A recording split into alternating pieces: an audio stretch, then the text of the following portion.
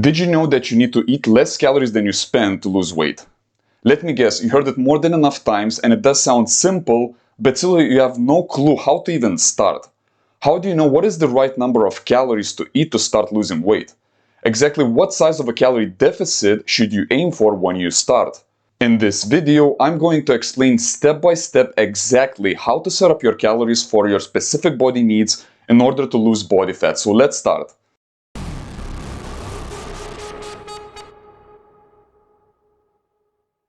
Hey, my name is Mantas, and this channel is about sharing tips, tricks, and strategies for staying lean forever. So if you want to learn more, then I highly encourage you to subscribe to the channel and press on the bell icon to get notified about my new videos. Okay, let's move on. Now, to set a calorie deficit and start losing weight at an appropriate rate, we need to establish our maintenance calories, which is the number of calories that, if consumed on a daily basis, would result in no change in body weight over time. This is the starting point from which we can subtract calories and create a deficit that leads to fat loss. To figure out maintenance calories, we need to know our total daily energy expenditure, or TDEE. And that is made up of resting metabolic rate, thermic effect of food, thermic effect of exercise, and non-exercise activity thermogenesis. If you want to learn more about these components, check out my previous video where I explain each one of them. Moving forward, I assume that you know what I am talking about, and now we can focus on estimating our TDEE. For that, we are going to need to figure out our resting metabolic rate, or RMR, and then increase it with the activity multiplier, which is based on daily physical activities and exercise. Let's do this step by step. RMR is related mostly to lean body mass, but can also be estimated with total weight. There are a lot of different formulas and equations that can be used to calculate your resting metabolic rate.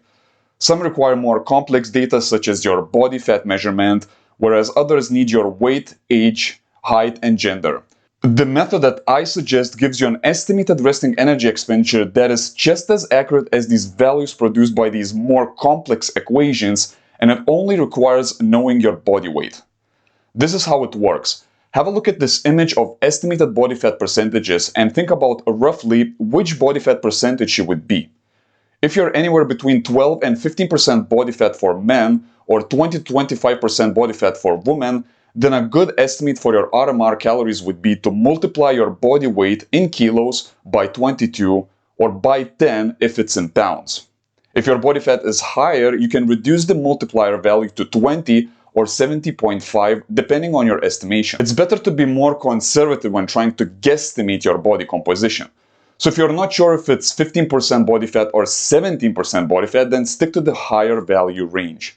To make it clear for you, I will use myself as an example for this method. I would guess my body fat to be around 12% and I weigh 89 kilos, which makes my equation look like this.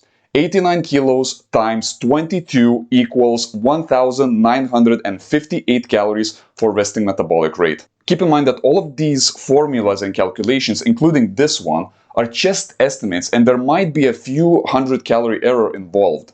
For this reason, it is best to look at this as a rough value for RMR that will likely need to be adjusted over time for optimal rate of fat loss. Now, if I were to rest in bed all day and not move at all, then my total daily energy expenditure would be equal to my resting metabolic rate. However, this is not the case, and we need to multiply our RMR by the activity multiplier. Once the calories burned through activity and RMR are combined, we then finally get our TDEE, which is equal to maintenance calories. Activity multiplier is a number that is based on your daily activity levels that include your occupation and other general movements, plus your planned exercise such as strength training in the gym. This number can range from 1.3 all the way up to 2.2, and to decide which value to use, we are going to use this table. I'm going to assume that the majority of people watching my videos do some form of weight training, so these values will take into account both individual differences in exercise and other daily activities. So, for example, if you have a sedentary lifestyle plus lifting weights 3 to 6 times per week, you would multiply your RMR by 1.3 if you do 3 gym sessions per week, and multiply it by 1.6 if it's 6 sessions per week. Now, in my case, I would place myself into very active category because my job includes quite a bit of walking and moving around. And on top of that, I brisk walk for a total of around 80 kilometers per week, do weight training 5 times per week, plus plenty of cardio. To calculate my maintenance calories, I'm going to multiply my RMR, which is 1958 calories, by 2, giving me an estimated of 3916 maintenance calories. Which seems like a good estimate because this is roughly how much food I would eat on a daily basis, plus minus few hundred calories. Before moving to the last step for setting calories for fat loss, I would like to ask for your help. If you find this video valuable, then please press the like button. And if you want to learn more about muscle building, fitness, and fat loss, then please subscribe to my channel and press on the bell icon to get notified about my new videos. Leaving comments below the video also helps with YouTube algorithm and keeps me entertained, to be honest. So let's have a nice chat. Okay, so the last step includes calculating your calorie deficit and subtracting that from our maintenance calories. The calorie deficit will depend on our goal or how quickly we want to lose weight. It is important to get this one right because if you lose weight too quickly, you will be at greater risk for muscle loss as well as feel miserable being hungry and low energy.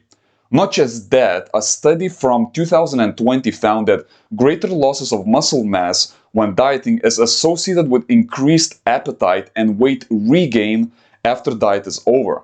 This means that we should focus on maintaining muscle mass when dieting, and one way to protect it is by choosing an appropriate rate of weight loss. Generally, more body fat you have, the more weight you can lose per week. And to get the actual calorie deficit value that's optimal for you, I recommend using this chart. First, have a look at these body fat percentages and try to estimate where your current body fat level is at. Then multiplying our current body weight by the percentage value in the table. I will use myself as an example again. So I'm about 12% body fat, therefore I'm going to use the 0.55% multiplier to get my personalized optimal rate of weight loss. So this is 89 kilos times 0.55% equals to 0.49 kilogram or approximately half a kilo or 1 pound per week. Now body fat, unlike pure fat, has a little bit less calories. That is 7,700 calories in 1 kilogram or about 3,500 calories in 1 pound. So to get my weekly calorie deficit, I would multiply the calories per kilo of body fat by the appropriate rate of weight loss, which was half a kilo, to get 3,850 calories. To convert that into daily calorie deficit, I would simply divide this value into 7 days, equating to 550 calories. At this point, now I have enough information to set up the calories for a fat loss diet. I would simply subtract this daily calorie deficit from my estimated daily maintenance calories that I got earlier to get my daily dieting calories that should elicit a half a kilo weight loss per week. Now, it is important to keep in mind that all of these calculations are estimates, and this final value is just a good starting point, but from this point onwards, you will have to adjust based on the actual fat loss progress.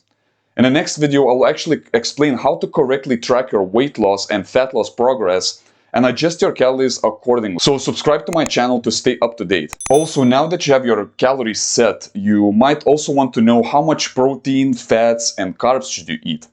For protein intake, I suggest watching my previous video called Optimal Protein Intake for Fat Loss. And to figure out your ideal carbohydrate and fat ratio, I suggest watching my video on low carb versus low fat diet. That's it for today's video. Bye and see you next time.